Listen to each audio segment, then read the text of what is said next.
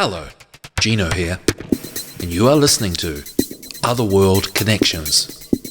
We live in a critical time where now, more than ever, angels and fairies, hidden forces, are bursting at the seams of the veil to work with us.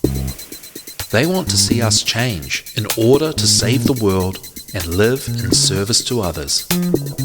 So join me on a journey to empowerment and enlightenment with an angelic angle and a fairy focus, looking into ways to improve our current situation, morality, archetypes, solutions for self-healing, and spiritual sciences in light of theosophy and other occult traditions. Hello, welcome back to Otherworld Connections. In today's show, we are going to finish off Bernard Rogers' 2013 book, The Initiatory Path in Fairy Tales, The Alchemical Secrets of Mother Goose, published by Inner Traditions. And it's been a bit of a slog. And anything I talk about or refer to, anything I refer to in the show or reference in the show will be found in the description of this episode once it's published. And I publish that on my website, thesecretkindergarten.com, where there's lots of stuff for families and kids. And I publish Otherworld Connections on YouTube, on my Substack, Otherworld Connections, funnily that, .substack.com, Odyssey, Rumble, aka Boomertown, and on the main podcast platforms. And yeah, Initiatory Path and Fairy Tales, it's been it's been pretty boring in a way. Oh, I don't know. I got really excited about the book because it's hard to find. There are few books directly addressing fairy tales that are trying to unpack and decode the symbols. And this book, The Initiatory Path in Fairy Tales, is decoding them through the lens of Freemasonry and Alchemy. And really, prerequisite knowledge. I read somewhere that basic prerequisite knowledge of Freemasonry and Alchemy is required. And, I guess I didn't step up to the plate there, but also I think some of this fraternity stuff is a little bit wink wink, and they project that it's a little bit cloak and dagger, and I found this book to be a little bit like that. So we're just going to sort of fly through the last part, but this has absolutely been worth reading, because what we're trying to figure out is we're trying to bolster up our understanding of the power of fairy tales and what the point of the whole thing is. And reading this has affirmed to me how powerful fairy tales are, and it has also kind of given me more, what am I trying to say?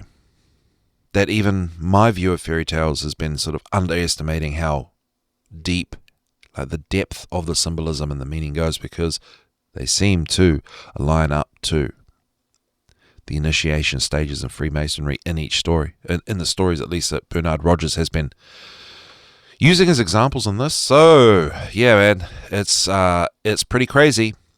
And if we think about where Freemasonry, where the teachings in Freemasonry come from, so we're looking at going back to ancient mystery school traditions, and the word ancient is the one thing in common with fairy tales, that fairy tales themselves are ancient. So this has given us a little bit of a lead of maybe where to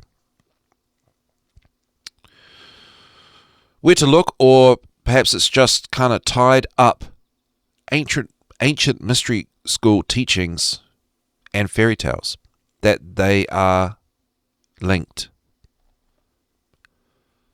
So like I have said before we read this book, that it's fairy tales are a little bit like tarot stories. And I think that's something I'm going to stick with for a little while. And as Steiner said, food for the soul. Nutrition for the soul, and we're going to find out a bit more about that today. But for now, let's continue. Yes. There's a little synopsis here. Bernard Rogers' book, The Initiatory Path in Fairy Tales, The Alchemical Secrets of Mother Goose, explores the connections between Freemasonry and fairy tales. Roger demonstrates how Hermetic ideas, particularly those related to alchemy and Freemasonry, are encoded in classic stories such as Cinderella, Snow White, and Little Red Riding Hood. The goose, an important esoteric symbol in the Western mystery tradition, is often associated with Mother Goose, who is seen as a messenger between the earth and the other world. Roger's analysis of fairy tales reveal how these stories illustrate each stage of the great work and the alchemical iterations required to achieve them. And this is where I feel like things get a little bit lost, at least on me. Imagine if I called the show Mother Goose Connections. But I think we're really hitting the sweet spot in terms of what Otherworld Connections is all about. And fairy tales are, I believe, decoding the fairy tales and getting them decoded in the context of just everyday reality, everyday people, perhaps everyday truther type people, right? I think there's a lot of change that's going to be able to be made there, using Rudolf Steiner's kind of philosophy and going about the decoding and just taking it relevant and personal and understanding really the Hermetic principles. Let's just say it, natural law, right? And if we're trying to do the right thing, then the right thing's going to come about with this. So let's keep going along with this book. Okay, we're looking at, the paths of vitriol, the ways to the inner work or the inner knowing, the journey into the earth. Vitriol. And one of the ways in which that is painted in the fairy tales through trials. And every true initiation consists of a recreation. And that's the thing, guys. If we just simplify an initiation, it's just a bit of knowledge, another step on the right path, right? And the recreation is like, I won't be doing that again. Or I know that this is what we're supposed to do, so we're going to do this. And Otherworld Connections is trying to tick all those boxes in just a sort of casual, colloquial, lower class, poor person way. I'm just kidding, but you know what I mean. Just keeping it real for your average Joe like me. All right. Yeah, so every initiation consists of a recreation, that of a little mineral world in alchemical tradition, and the human microcosm in Freemasonry. With Freemasons, this objective is depicted by the symbolic construction of Solomon's Temple. Among alchemists, it is depicted by the manufacture of the Philosopher's Stone. In both cases, it involves producing a genesis out of a chaos that Freemasons call raw stone and the alchemists call prime matter. In both disciplines, this recreation presumes a series of trials primarily intended to determine the selection of the materials that will be put to work by the rejection of the unsuitable ones. Then to assure the assembling of those chosen by guaranteeing their cohesion. In the bulk of wondrous stories, these trials form the very heart of the tale. Some are directly related to the initial separation of the light and the darkness. For example, the battle against a dragon. And just at face value, that is important, right? trials and tribulations and struggles and overcoming them. And often these themes are removed from children's books. And obviously, because I do the secret kindergarten, right, and I used to be an early childhood teacher, blah, blah, blah, blah, blah, that bringing it back to the kids and bringing it back to where we started really just simplifies things and highlights things that are really important and are not so important. And I think, just the fact that trials and tribulations and stories are usually associated with things that are considered as things that you don't want to happen to kids because you want to protect them or you want them to be safe and la la la, right? But they need to be there. Okay. The combat against the dragon is one of the trials found in fairy tales. So we'll just keep moving like this. The pit. Some tales place their trials within the vertical environment of a pit, such as in the gnome. And that is also associated with the battle against the dragon, which we read the gnome last week on the Secret Kindergarten.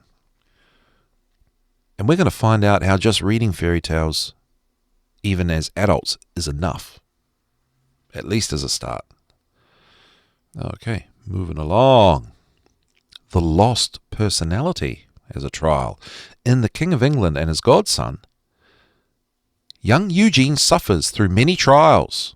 The first, which will bring about all the others, was the theft of his own personality. So the theft of personality as a trial, symbolizing the path to knowing yourself, the path to the inner work, a pathway to reflection. So, do we need these bad things to happen to get better? Or is it that bad things are probably going to happen and we've got to just find that way to reflect and roll with it and take some responsibility? But it is this sort of thing, right? The theft of objects as a trial. Again, these are all really plot devices for the story, but we're seeing here that they have a correspondence to initiatory paths in Freemasonry, alchemy. And just besides that, they don't get to have all the fun. Just being a human being and living life according to the way the world works, how everything works, how nature works. Theft of objects. The true godson of the King of England had his identity stolen. He became a servant. He was led to commit thefts on behalf of his sovereign through the machinations of the hunchback Adolf, the false Eugene, who, jealous of the sympathy shown the real Eugene, the false Adolf, by the king, decided to bring about his ruin. And there was theft in there, stealing the giant's mule, brought about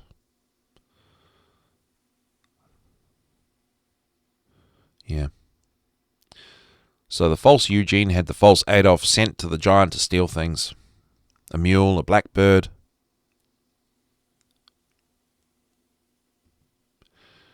And then he eventually returned the stolen goods. So yes, moving along. Impossible tasks, which I think we've already covered in other contexts. The impossible tasks. The little light glimpsed in the night by the individual chasing the green bird came from an ogre's house, whose door the boy imprudently decided to knock on. He was welcomed by a young maiden, who politely introduced him to her father, a great fan of Christian flesh. "Father, it is a young man, a handsome young man who is skilled at all trades." "That's good," replied the ogre.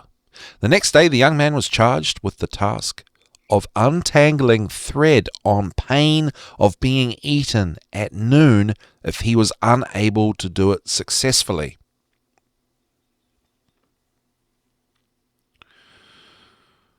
The next day, he was commanded to put the feathers from birds of every colour in order. Each time the young maiden just came just before noon to complete the task using her magic wand. On the third day, the ogre did not ask him to perform any task. It is because he plans to eat you, the young maiden told him, and they fled away together. Yes, impossible tasks are all throughout so many fairy tales. Moving along to riddles. Ooh.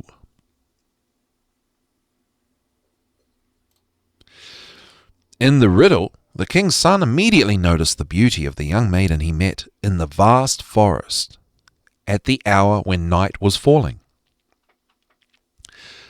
This is why he followed her, accompanied by his servant, to the house of a witch, where, warned by the maiden, he accepted neither food nor drink. They spent the night there, but the next morning the servant's horse was touched by a drop of wine that the old crone had offered the lord to drink before he left. "One for the road," she said. The animal fell down stone-cold dead. Immediately a starving raven flew down to feed on the carcass. "Who knows if we shall find anything better to eat today?" The king's son then said to his servant, who killed the bird and stashed it in his bagpipe.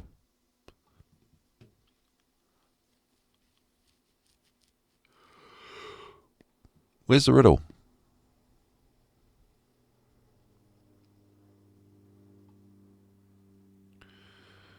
Okay. The prince set off with his servant. After a long journey, they reached a city where dwelled a very beautiful but extremely haughty princess who had proclaimed publicly that she would wed the one who posed a riddle she could not solve. But if she guessed the answer, his head would be cut off. 9 suitors had already perished miserably in this way, but the prince could not resist this maiden's beauty and went to ask her this one question. 1 slew none, and yet slew 12. So yeah, the riddles. And speaking of riddles, we have talked on Otherworld Connections about things to do before going to sleep, and talking about things that you find puzzling or perplexing to do with your own self-improvement. And one Real World 2025 suggestion is to read your self-help books. You know, you read your Joe Dispenza, or you read your, your Tony Robbins, or whatever it is that you're looking for help. Because what you're doing is you're doing your little path of vitriol there, really. You're trying to find a solution to a thing. You've got an itch in your soul that you're trying to scratch, and you're trying to figure that out. And one way to fix that is to read the self-help books before going to bed. I forget the name of the very old book that we were reading that discovered it, but it's about mentalism, right? I think it's called The Mind-Body Connection, I believe. From 1800? Oh, anyway. Read the self-help book before bed. Read some part and you think, how am I going to do that? What is that all about? And sleep on it. And that being the last thing you take with you to the other world when you sleep. And you wake up in the morning and bada bing, bada boom. Things start happening in terms of understanding what to do or a solution. Those things present themselves. So, in a way, that is the riddle as the path of vitriol. As a pathway to vitriol, knowing the self. Or initiating yourself into improving something, doing better. All right. Beings and things to uncover. One of the trials found in fairy tales. That is a pathway to knowing. These children are good for nothing. Send them packing. In The Bird of Truth, the king's mother had sought to rid herself of 2 young servants since the day they arrived at the castle, yet she did not recognize that they were her own grandchildren. The brother and sister she had ordered cast into the sea before telling her father that his wife had given birth to a dog and cat. As no one wanted to listen to her, she invented other ruses to get rid of them.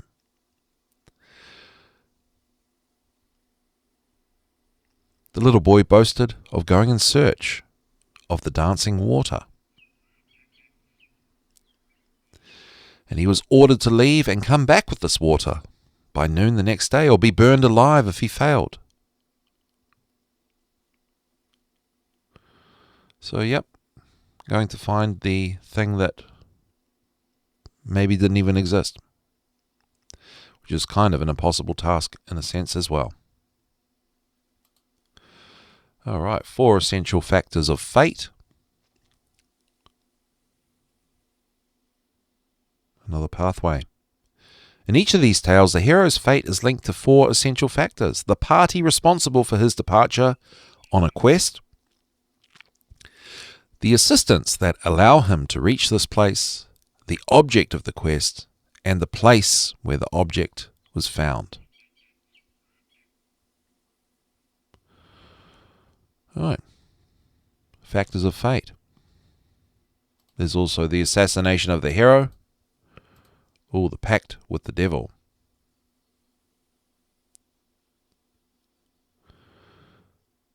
So, yeah, plot devices really. And the girls. There are fairy tales in which girls go through ordeals scarcely different from those that befall the boys. So there'd probably be aspects of teachings of the sacred feminine there. Light.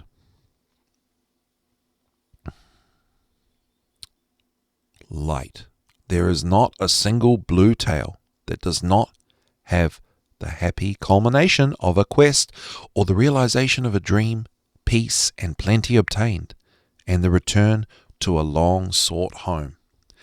And I guess these symbolize, well, a goal achieved, enlightenment achieved, leveling up, that sort of thing. Most end in marriage, almost always associated with the liberation or the acquisition of the royal crown.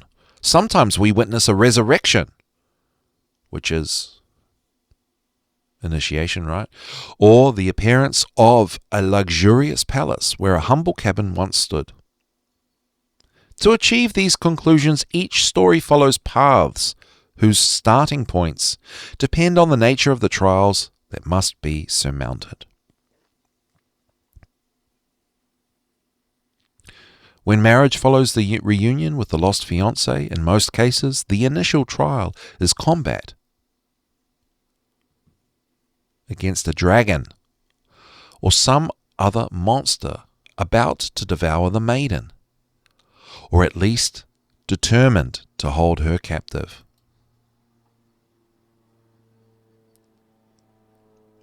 Exit from the pit. The light emerging from its own darkness is the title of a book much esteemed by the students of science. For their part, there are numerous tales in which the traveller, before reaching the objective of his quest, must climb back out of a dark pit. Well, there you go. Exit from the pit. From darkness to light. So, I'm assuming that the meat and potatoes isn't here because it's assumed that we already know this because we're already Freemasons or alchemists.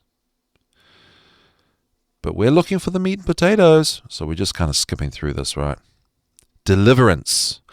Often before his marriage, the hero must free himself of a hindrance that would forbid its conclusion. This is the case of the young cobbler who happily escapes the whale's belly. Without the art of the musician beggar, he would have had no chance of wedding his beauty. But this is also the case for many others. And what's coming to my mind now is just how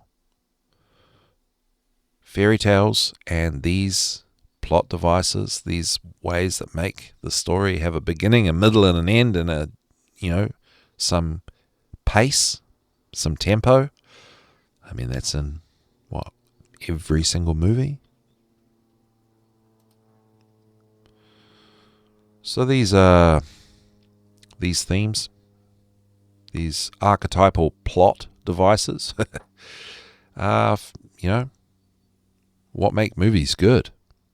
Rebirth. It is very rare in European fairy tales for a hero, if he dies accidentally or is murdered, to not be restored to life, often by a rescuer equipped with some object that is perfect for that kind of operation. Yes, indeed.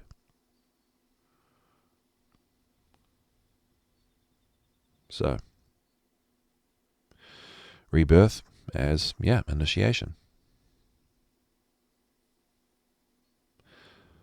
It is well known that in alchemy, as in Freemasonry and all other initiatory paths, the goal is not an end, but the opening of a path over which the notion of limit has no meaning.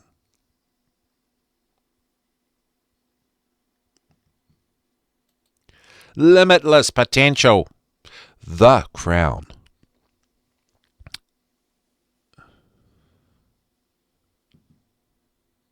Yeah. So just, like the crown. What does the crown symbolize? Well, enlightenment, right?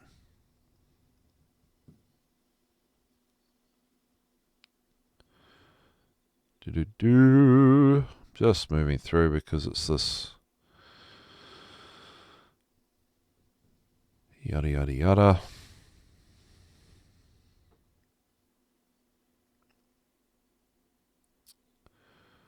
All right.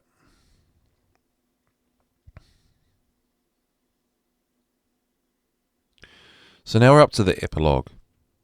And I'm not going to read it because I can't believe how this guy writes, man. I'm going to tell you what it is. Okay. And it says 2 personal stories, but they're talking about this lady called Madame J. Now, here's the other thing. Why would you give her and what's the word? So he's talking about a lady called Madame J from 2002. But Madame J is not her real name. And there's nothing in this that's like why make everything so cloak and dagger? This epilogue really disappointed me because this is the best part. And I'm not going to read it because it's so painful. It's so painful to read. But all I'm going to tell you is this. It's basically, this is epilogue, a contemporary experience, and a lady called Madame J. That's all we know about her. It's just some random lady with a fake name for this. She wrote a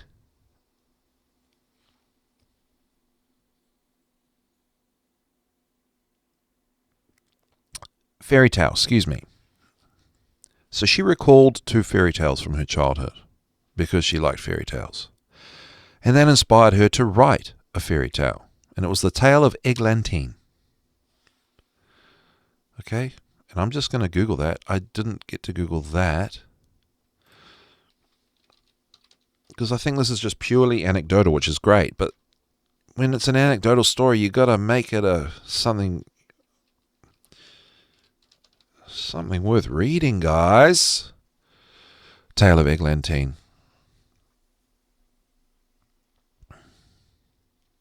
Okay. So she wrote a story and it paralleled the Geoffrey Chaucer Canterbury tale called The Prioress's Tale.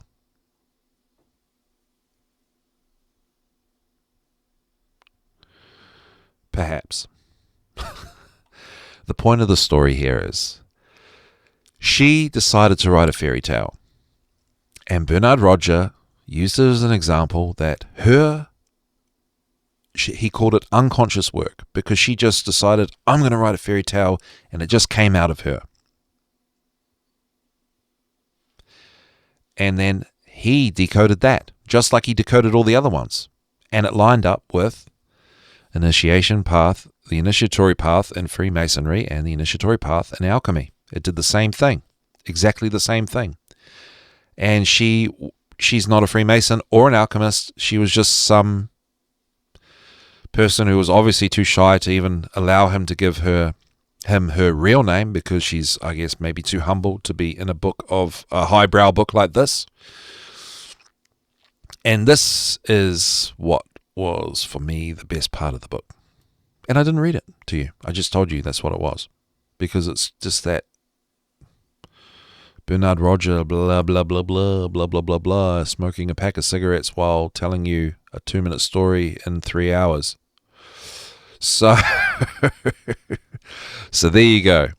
And if that says anything about the power of fairy tales or the magic in fairy tales, well, just the fact that someone wants to put their mind to creating and writing a fairy tale, you're tapping in, as they say, there's nothing new under the sun. So you're tapping into a space in, let's say it's the collective unconscious, let's be Jungian about it. You're tapping into an area of the collective human creativity space where we get our ideas from. You're tapping into a part that's definitely absolutely universal, but that's also got all, when I say the angels and fairies, all the angels and fairies wanting to make that stuff really happen for us, because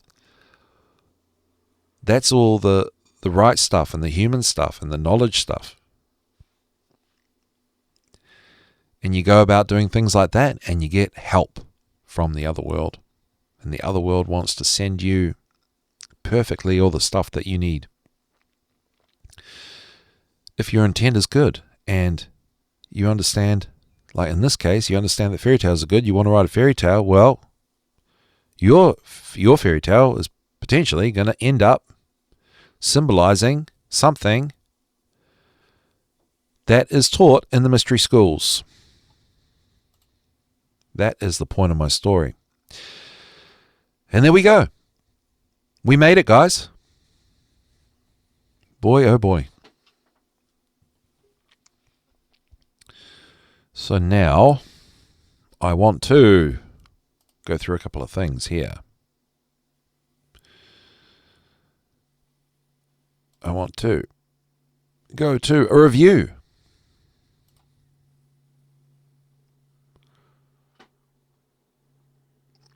The ubiquity of fairy tales across cultures and ages denotes an exceptional hunger for poetic imagination and invention. There's that word poetry again, guys. And its avid reception by listeners and readers. In the West, we usually turn to several published sources when considering these tales. There is the Brothers Grimm from the 19th century. From the late 17th century, there is Charles Perrault's Stories of Tales of Time, which apparently has a second title, Tales of My Mother, the Goose. And we're going to go have a look at that one at some point. And here begins the current book, which reveals in fairy tales hermetic narratives. And I've been saying the term natural law. Is that interchangeable? Well, where I'm at, I just say kind of a little bit, yeah. Okay.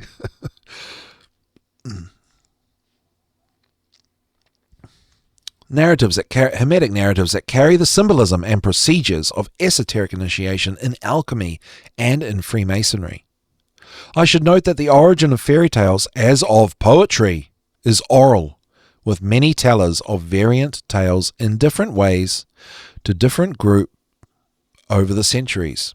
Its roots most probably extend to the dawn of human language.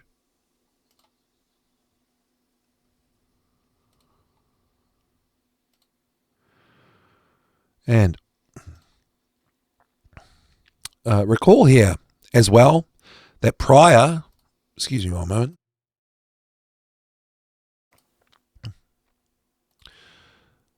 Recall here as well that prior to the scientific revolution, alchemy was a significant medium, not only for gaining knowledge of the material world as we configured it then, but also of our ethical relationship to that knowledge and how it should best be used. The transmutation of lead into gold required the same within the adept, a kind of moral or spiritual ascesis that leading scientists of our time have also touched on. The author, Bernard Roger, is well suited to his task, sensitive to poetic issues and scholar of the Hermetic tradition. A member of the Paris Surrealist group in the 1950s, he translates several important alchemical texts while authoring studies informed by them. His recent book, Paris et l'Alchimie, concludes with a guide to the alchemical symbols that still adorn buildings in Paris. Whether known as Mother Goose tales, fairy tales, airy tales, old wives' tales, or even cock and bull stories, they all chart wondrous realms, terrible travails, dangerous journeys, magical transformations, and fabulous yet ever-fulfilling resolutions. Many we know by heart: Cinderella, Sleeping Beauty, Hansel and Gretel, Little Red Riding Hood, Bear John. But what perhaps we have missed, however much we might have sensed it, is that these tales also chart an initiatory path, as much to freedom from want, especially hunger, as to love in its diverse forms.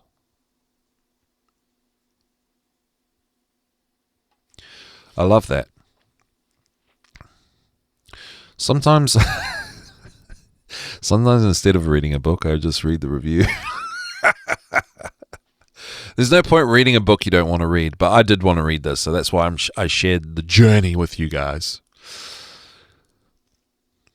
Freedom from want and freedom from hunger, love in its diverse forms. So these are this person's explaining in a little more human kind of, just normal everyday human way, right?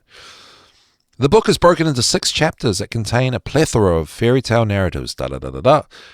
In these details, as well as in the implements, vegetation, living creatures, or terrestrial and celestial bodies that populate a plot, come many shared words, phrases, and values. For example, in fairy tales, bird feathers act as magical agents to secure freedom from bondage. For Roger, they also denote by their use and color specific stages of the alchemical process. And in Otherworld Connections, we talk about actual stones and actually going out there and collecting things like that. And there's also that 3D reality correspondence there, where actually that a found feather is a magical agent. So that we not take the creative activity of composing a fairy tale as exclusively historical, as something no longer done. An epilogue recounts a more contemporary experience from 2002 in which an author, named only as Madame J, writes a new fairy tale composed from memories of former tales read as a child but now charged by her experience, unconscious impulses, and dreams. And she led to a story that had the same power to decode and translate to Freemasonry initiation stages and alchemical initiation stages. What we have gained and what we have lost by the science and technologies we possess, and that can possess us too much, find in this book another realm free from their grasp. Here, common needs and desires, played by marvelous narratives, turn us to the power of myth and the work and imagination that myth-making roots in. According to the author, this is not merely literary or artful. It is also an expression of the alchemy that science grew from, repudiated, and now has an opportunity to discover anew through Mother Goose. The mirror that Mother Goose holds up to science in the fascinating tales she tells is something to consider. And I say spiritual science there as well. Excellent. Now, going to the Inner Traditions website.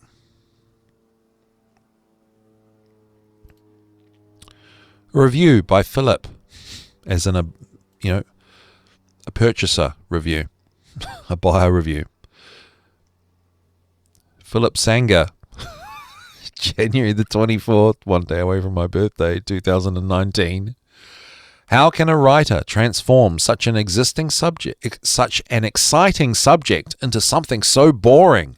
It is a mystery in itself. The book deals with something that could have been very interesting, but is written in a way that makes it a pain to read. Amen to that. Oh, that's pretty sad. Okay, so we have got 10 minutes left. I just want to go to...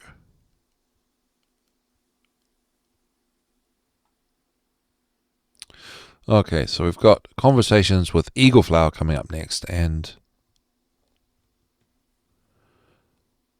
she's struggling to get online. Oh, that's a shame. I wonder if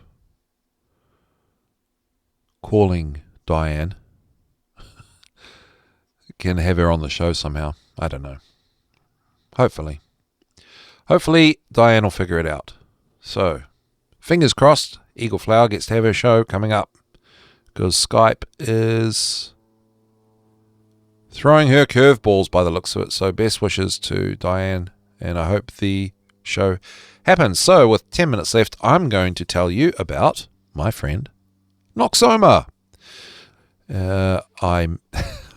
He's my Substack buddy who has been following this series of the Initiatory Path and Fairy Tales from the first week. We've done about, I think this is the 9th installment. And yeah, so this is just a little shout out for Noxoma. So his Substack is Noxoma Life Camp 2.0. And he does a lot of exercise videos. And it's all in the context of, I would say, it's physical exercise in mind of the spiritual. You have to check out his page if you are into getting fit. And he has everything through the understanding of the connection between the mental and the emotional and the physical, right? So it's working on the physical body to work on the spiritual, and so on and so forth.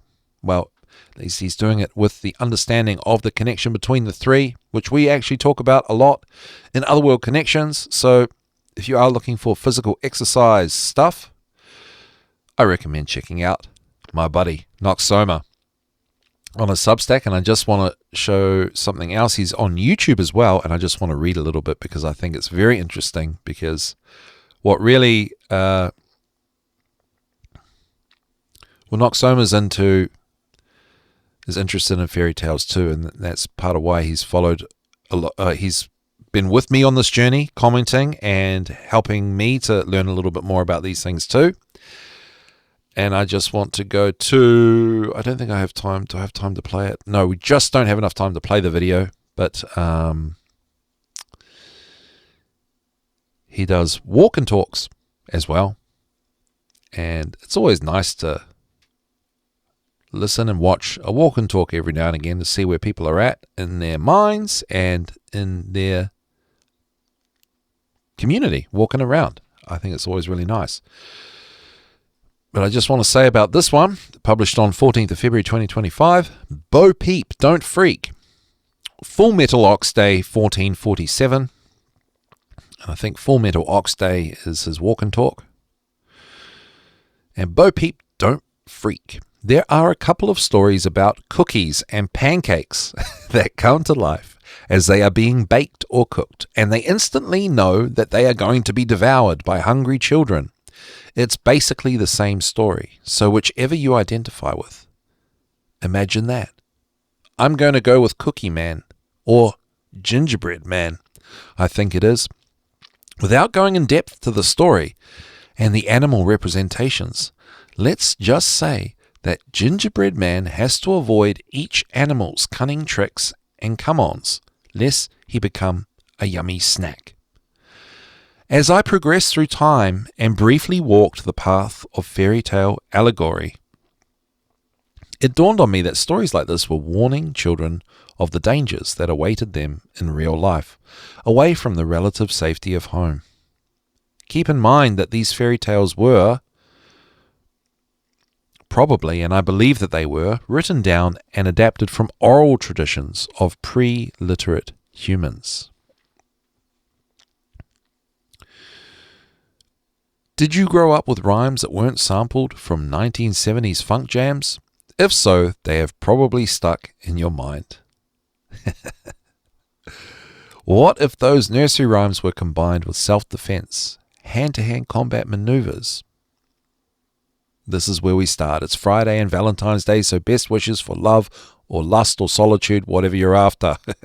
We have some goodies for you, but remember, the real gems are at noxoma.substack.com. It's not just It's not just more in-depth vagabond philosophy. There will be more opportunities for social intercourse as we grow. See what I did there? Haha. We have another sneak peek of Noxoma Life Camp series. So there you go. And, living life as a fairy tale allegory, well, that is probably living the right life. Doing the deed, living the Dharma, I suspect. And very interesting point here, that, interesting provocation of nursery rhymes combined with self-defense, hand-to-hand combat maneuvers, that made me instantly think of Shaolin, where the moves for self-defense were learnt from the animal kingdom. And animals feature quite heavily in fairy tales. So there you go. And even dragons, of course, right? And these are all... It's just super physical. So I think absolutely. And I think even like if you think of how am I going to say this? A dog. So my dog, my puppy Ernie, Black Labrador, he's a pretty big boy. He's not overweight at all. He's prime condition. And just the way in which he fights with me, as in we play fight. And he's like a boxer. And boxing is more dogged, right? Boxing is just really just, obviously there's skill and stuff, but I'm talking in terms of like the training and the exercise. It's really just full-on hard work, just real grinding, versus something like if you were to study Kung Fu, there's more to form and stuff. Not that I'm saying Kung Fu's easier, I just mean that physical exertion, that just... Boxing is predicated on this sort of pushing through and just grinding. And then, as you get stronger and quicker, then, your reaction time improves as well. The point is that when I do play fighting with my dog Ernie, oh my gosh, you can hardly touch him. I punch him, like I go to punch him. So I'm trying to do boxing, trying to hit him, and he's just doing what the boxers do, just an inch here and an inch there, just a little, bop his head back, bop his head to the side. He's just too quick. I guess the point of what I'm saying is part of boxing could have some dog-style kung fu. Does that make sense? So I guess the point of what I'm saying is that, yeah, nursery rhymes combined with self-defense, I think maybe I would say there's a physical expression for the tarot, there's a physical expression for fairy tale, and bringing it all the way back to the secret kindergarten, which really is what put me on this entire path is that in 2025, the most important thing on planet Earth, in my opinion, from everything I've learned, everything I've experienced, and everything I've done, is that young children, I'm talking 3 years old, 2 years old, 4 years old, need to be supported in defending themselves. And I'm talking physical, I'm talking self-defense. And I think that is the biggest problem and the biggest thing that other than TV, that destroys human freedom.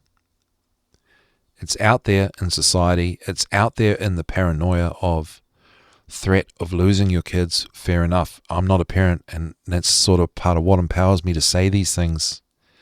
And it sounds like hubris, but it's true. Your 3-year-old needs to fight back, and they are not allowed. And that is the biggest problem. So I hope Nox Soma Life Camp, Nox, dude, I hope you figure out a nursery rhyme, self-defense, maneuver, strategy that young children can learn, even if it's just because young children are connected to the codes of kata, forms, those things. They absolutely love that stuff. So it's absolutely a possibility, and it's absolutely a potential and explosive solution to creating freedom here on planet Earth. So thanks so much for watching. We went from fairy tales to self-defense and beyond. So, hey, thanks for tuning in. Shout out to Nox Soma. Check out his stuff, and we'll see you at the next one.